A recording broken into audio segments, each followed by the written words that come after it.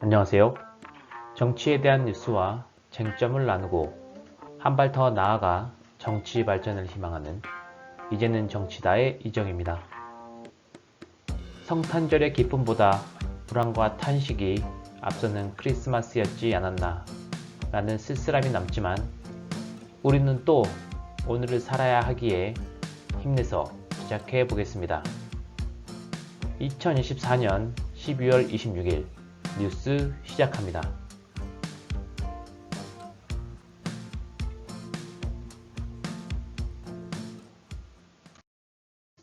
오늘의 주요 뉴스 말씀드리겠습니다.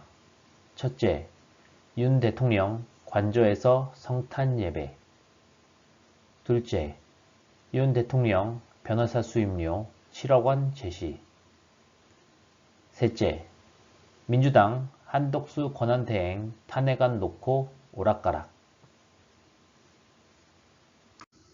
첫 번째 뉴스는 두문불출 윤석열 대통령 관저에서 성탄 예배입니다.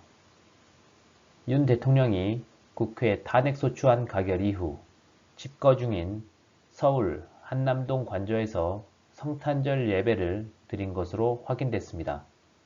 25일 여권 관계자에 따르면 윤 대통령과 김건희 여사는 크리스마스 이브인 24일 오후 서울 소재 한 교회 목사의 주재로 관저에서 예배를 드렸습니다. 윤 대통령은 헌법재판소에 탄핵 심판 서류도 수령 거부하고 공수처 출석 요청도 불응하고 있으며 법도 민심도 다 버렸습니다. 그러나 성탄절 예배를 버릴 수는 없었던 것 같습니다. 심지어 대선 때는 김건희 여사가 구약 성경을 줄줄 외운다고 이야기할 정도이니 정말 신앙심이 무척 깊구나 라는 생각이 드는 게 당연합니다. 그런데 현실은 어떻습니까? 실제로 그들을 움직인 건 미륵불로 불리는 명태균, 건진법사, 천공, 심지어 안산보살까지 무속신앙이 그들의 삶 자체인 걸로 드러나고 있습니다. 대체 어느 모습이 진짜인 걸까요? 너무나도 이중적인 이러한 작태들로 인하여 어느 것 하나 진심이 느껴지지 않습니다.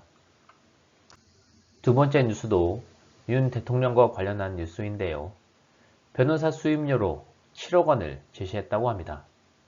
24일 JTBC 단독 보도에 따르면 윤 대통령이 전관 변호사에게 수임료로 7억 원을 제시했음에도 거절당한 것으로 전해졌습니다. JTBC는 윤 대통령이 수사와 재판, 경험이 많은 원로 법조인에게 동료들과 함께 사건을 맡아달라고 했지만 응하지 않았다고 전했습니다.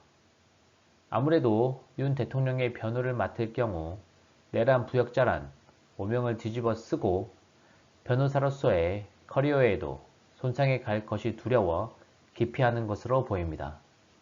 이는 8년 전 박근혜 전 대통령 탄핵 심판 때와는 크게 대조적인 모습입니다.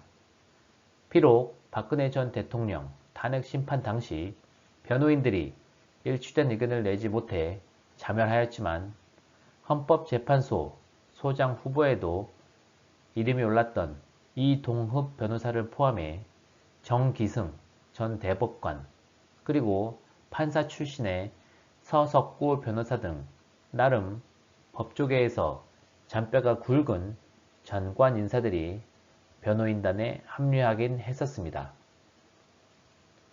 그리고 수임료 7억 원이 어느 정도 금액인지 추산하는 데 도움을 드리고자 대한경제지가 입수한 국회 자료에 따르면 2016년부터 2017년까지 박근혜 전 대통령 탄핵 심판 사건 당시 국회 탄핵소추위원 대리인단에 참여한 변호사 16명의 수임료 총액은 모두 1억 6,500만 원이었습니다. 변호사 1인당 평균 1,000만원 정도를 받은 셈입니다. 다만 역할에 따라 수임료는 차등 지급되었고 가장 많은 수임료를 받은 사람은 부장판사 출신이자 선거법 전문가인 황정근 법무법인 소백 대표 변호사로 3천만원을 받았습니다. 비록 8년 전이긴 하지만 1억 6,500만원과 7억원의 차이는 커 보입니다. 윤 대통령은 1991년 사법시험 합격 후 2021년 검찰총장까지 무려 만 30년을 법조인으로 살았습니다. 그런데 탄핵까지 몰린 이러한 상황에 누구 하나 나서서 변호해 주겠다는 사람이 없다는 건 대통령 윤석열이 아닌 인간 윤석열로서도 깊은 성찰과 반성이 필요해 보입니다. 세 번째 뉴스는 민주당이 한덕수 권한대행의 탄핵안을 놓고 오락가락 하고 있습니다.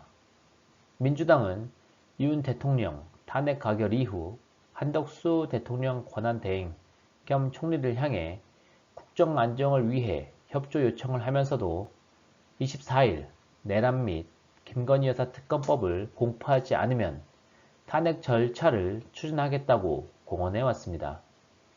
한 권한대행은 24일 오전 열린 국무회의에서 특검법 처리나 헌법재판소 재판관 임명 처리, 해석과 정치적 견해가 충돌하는 현안을 현명하게 처리하기 위해서는 무엇보다 여야가 머리를 맞대야 한다 라며 어떻게 하면 특검 추진과 임명이 헌법과 법률에 따라 한치의 기울어짐 없이 이루어졌다고 국민 대다수가 납득하실지 여야가 타협안을 토론하고 협상하는 것부터 시작해야 한다고 생각한다 라고 밝혔습니다.